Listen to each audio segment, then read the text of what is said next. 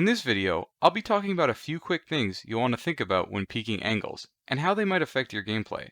Most of this isn't specific to Destiny 2, but FPS games in general, so some of you guys may already know a few of these points. But even if you do, you may still find some of my examples useful.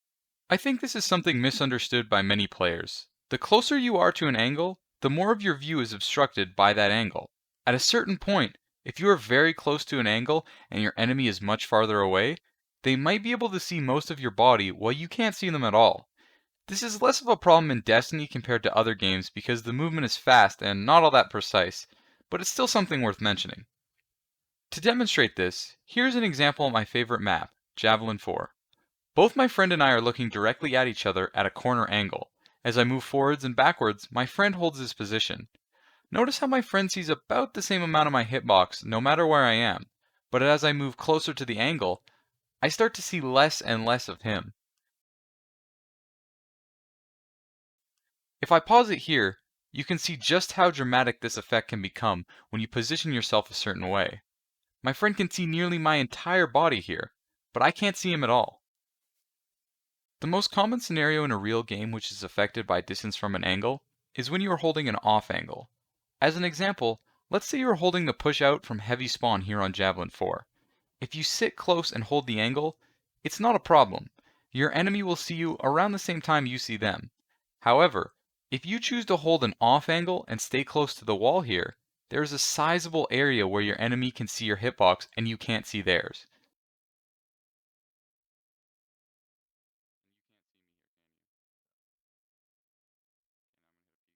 Here's a top-down view with this area highlighted. This can make it seem like the enemy is hitting some ridiculous shots. Take a look at this peek from the enemy's perspective. Not a bad shot, but not really that impressive. Now look at it from the holder's perspective. That looked a lot crazier. To use this information when peeking, avoid pushing yourself right up against the angle you are peeking from. Your enemy will see you first. And even though it's only for a very small amount of time, that fraction of a second is often the difference between a kill or a death. So instead of being right up against the wall, try peeking slightly further back from the angle. Just keep in mind this effect becomes pretty negligible in most scenarios, unless you are absolutely hugging the angle, so you don't have to go around peeking everything from as far back as possible. There are also many situations where you can ignore this too. If you're just trying to rush someone and close the distance quickly, you shouldn't put too much thought into if you're hugging the angle or not. This is just a good general tip to be aware of.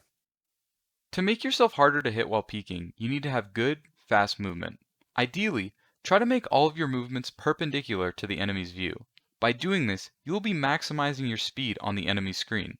Take a look at these peeks as an example. In this one, I'm strafing out using only my side-to-side movement. In this one, I'll do a slide peek. But now, in this final peek, I don't just move side to side, but diagonally instead. Notice how much slower this peek was, and how much easier I would have been to hit.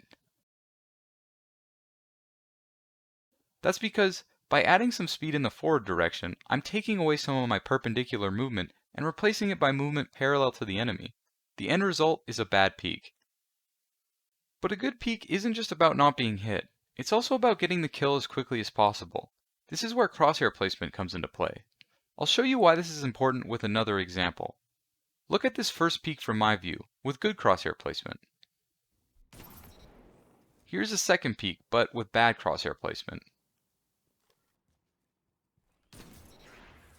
Now I can compare the enemy's views to see which was a better peek.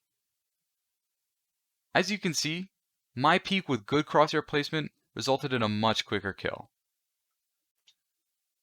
Good crosshair placement with most weapons is about keeping your reticle at head height and close to where you would expect to see enemies. By doing this, when an enemy does appear, you'll have much less screen distance to cover before your crosshair is on their hitbox. In the previous example with good crosshair placement, I cleared each position making sure my reticle was always close to the head of any potential enemies who may have been holding me. It's been said many times before, but good crosshair placement is what makes some of the best players' kills seem so effortless. Even if you have a good flick, small adjustments will always be easier and more consistent.